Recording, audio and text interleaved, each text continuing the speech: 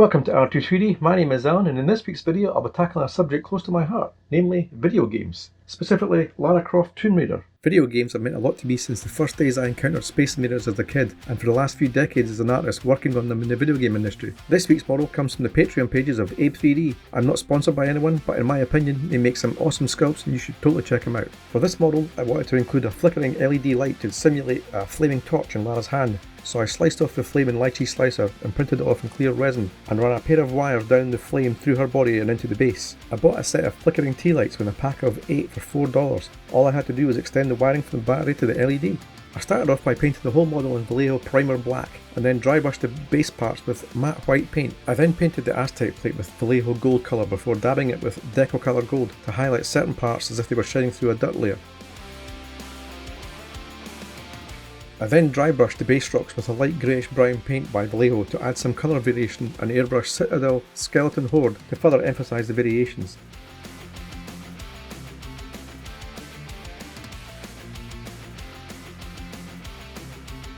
I painted the jungle vines and roots a contrast paint of Sigor Brown before painting the dark base layer for the moss with a Vallejo Black Green.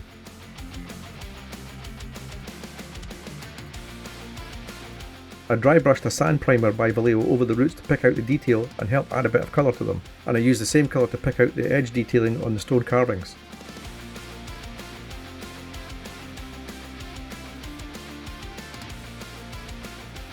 I then returned to the moss and added a bright combo of Intensity Lime and War Paint's Jungle Green to really pick out the bright moss that will help add some colour to the base. The plant leaves on the base I painted black first and then gave a thin going over with pale green on the upper surfaces and called the base done. For Lara's boots I went over the black primer with a base layer of Vallejo red leather and then picked out the darker areas with a wash of Citadel Sigor Brown contrast paint.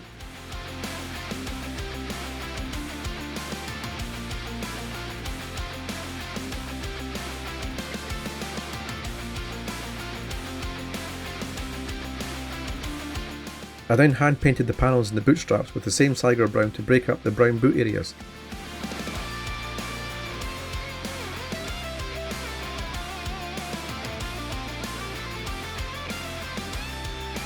I painted the metal buckles and clasps and boot lace eyelets with Vallejo chainmail silver for a nice bit of detailing before painting the laces with a Citadel contrast black.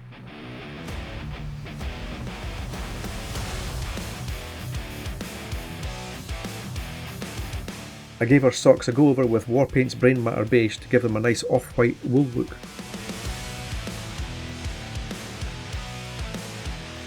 Next up was the start of the skin tones for Lara, and I started by giving the whole model a zenithal highlight with matte white applied from a high angle to simulate sunlight hitting the model. After that I airbrushed Vallejo's Warlord purple from a high angle to help the skin tones that will be applied afterwards.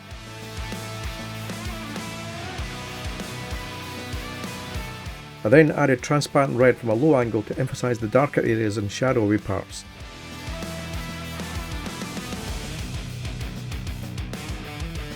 For the first of the skin tones I used a basic skin tone by Vallejo applied from a high angle and light enough to allow the undertones to still affect the colour of it. I kept the head and arms attached so I could get an even colour across the whole model. Note that you'll need to make extra holes in the body parts on the right hand side to accommodate the wires running through them, as once it's assembled it's going to be pretty much impossible to run wires through them. I then go over the highlights with a lighter skin tone with Vallejo's Proof Pink, again applied from high angles.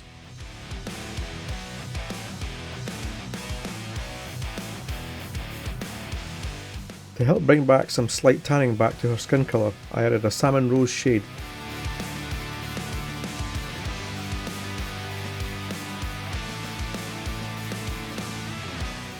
I used Orchis Damage to add back in some contrast to the darker shapes and pick out the muscle definition from a low angle.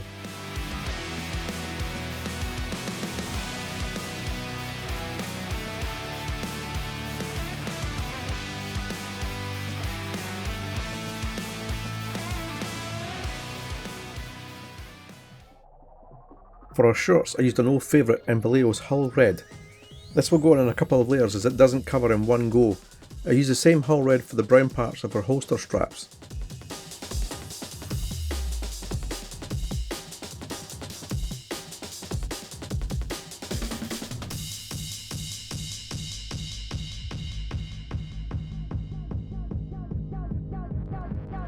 I'd never used this make of paint before, so it was a bit of a gamble, but it paid off handsomely as this AK Russian cockpit turquoise turned out to be just the right shade for our top. It was at this point that I realised that there are two torso versions and I'd printed out the crop top nippled version. Well, there you go, never a dull moment around here.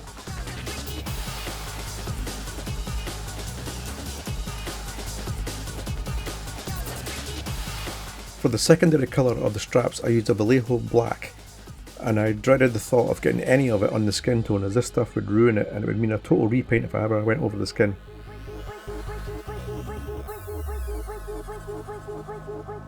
I used a Vallejo tyre black as a highlight for all the black areas, as I find this is better than dry brushing grey. I painted the strap buckles with a gunmetal colour by Vallejo, and for some colour variation, our carabiners I painted with a Vallejo steel.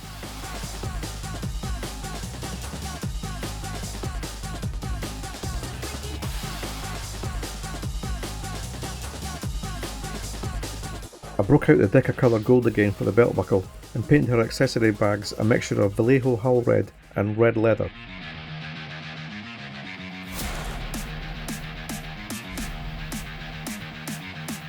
I used the same colour combo to paint the base brown on her backpack and on her hair, but I'll pick out the different contrast shades to add variation on those two later.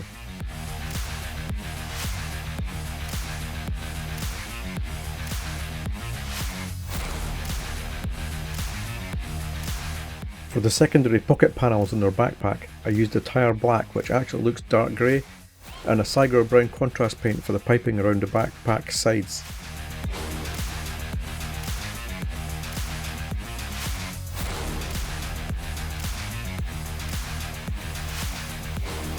This is just like an added little extra that helps break up the monotony of all that brown on the backpack and just helps provide a little bit more detail.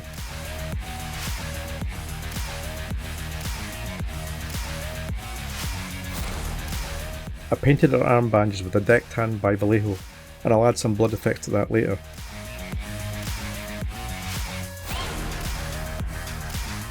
I masked off the lower legs and airbrushed some highlights to her buns with red leather brown and to add some variation to the back of the shorts.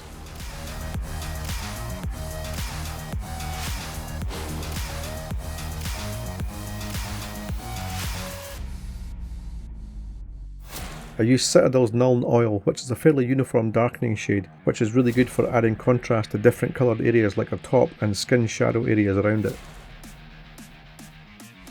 I used a diluted wash of dead white over her top from a high angle to add highlights to it. I painted the arm strap on her upper arm with Citadel's Sigor Brown, being very careful not to get any on the skin tone, and then painted the buckle on it with some gunmetal silver by Vallejo.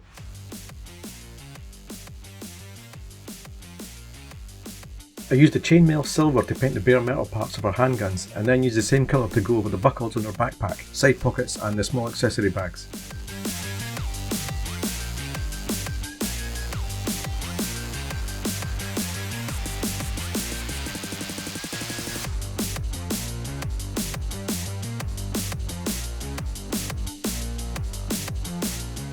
I then revisited her boots and backpack to add some definition back into them with Sigor Brown from an airbrush before dry brushing the boots to create a dirt pass with Vallejo's earth colour.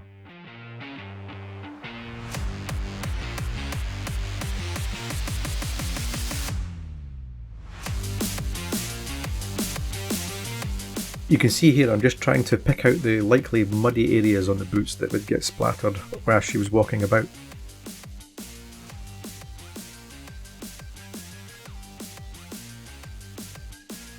I then finished off the backpack straps by painting in some of the remaining parts with chainmail silver to add back some detail.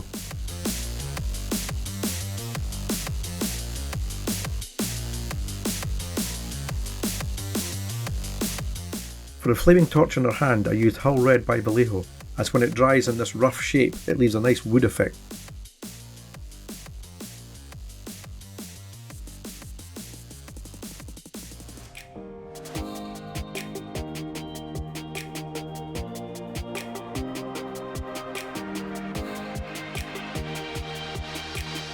I then applied Vallejo matte varnish to the lower body to protect the paint and to prevent the edges from being worn off through me handling the parts.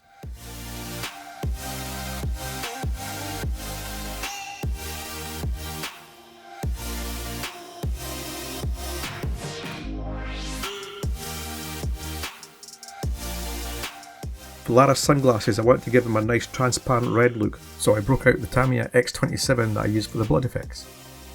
I found that by painting both sides of the glasses, it produced a more transparent look than if I had just painted one side. The frames were then painted with Vallejo steel. For the blood effects on her arm, I used the same Tamiya X27 transparent red, as it really looks like blood even when it's dried.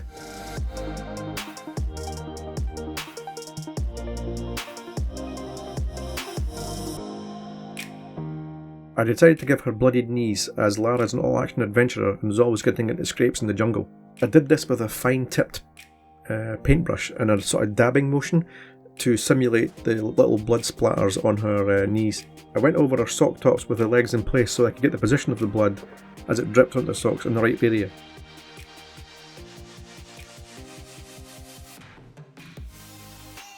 For her necklace I used a contrast paint by Citadel in the form of Wildwood. I painted her jade necklace with a combination of Intensity Lime and Vallejo Gunship Green for contrast.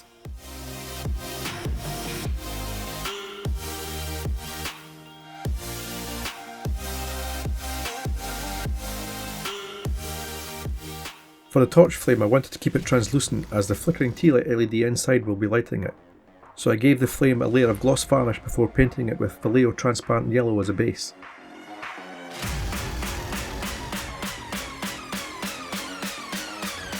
I then went over just the end tips of the flame with Vallejo transparent red to simulate the flame colour.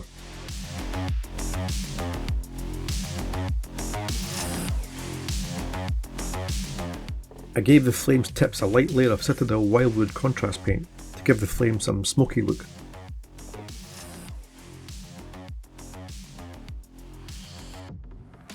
For her hair I dry brushed the highlights with a combination of Warpaint's Monster Brown and Vallejo Dark Flesh Tone, and worked it in with an edge paint of a flat brush.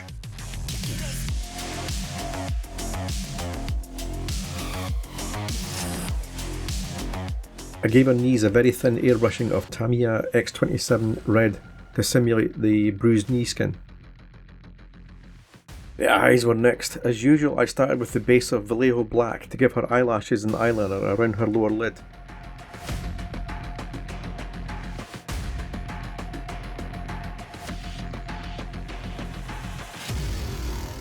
I painted her eyebrows with a Cygor brown with a fine paintbrush, and I drew the strokes of the brush in the direction that I wanted the hairs to look, and I went over the area a few times with a fairly empty brush.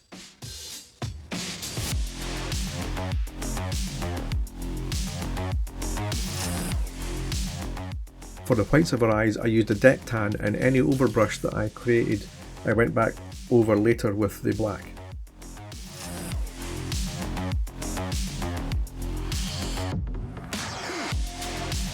I gave her some eyeshadow with Vallejo purple and a very dry brush, so I was applying very little paint with each dab.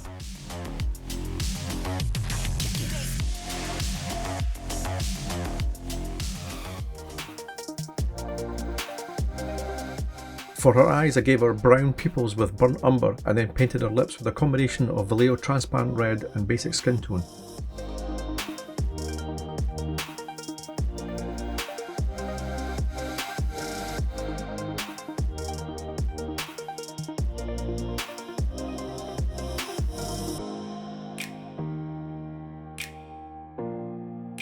I then painted the inner part of her pupil with a beastie brown also from Vallejo, and then painted the iris with Vallejo black, and off camera added a highlight of matte white for the specular highlights.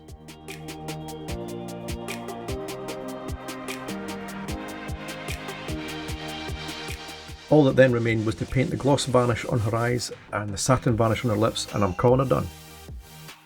Once again, I'd just like to thank all the nice new folks who have subscribed since the last video, and if you were new here and you like what you saw, then please consider subscribing and dropping a like and maybe even a comment. It all helps this small channel to grow. This is still a new thing for me, and I hope you'll stick around as I try my best to improve with each video, so it just remains for me to say, this has been R2-3D, and I'll see you in the next one.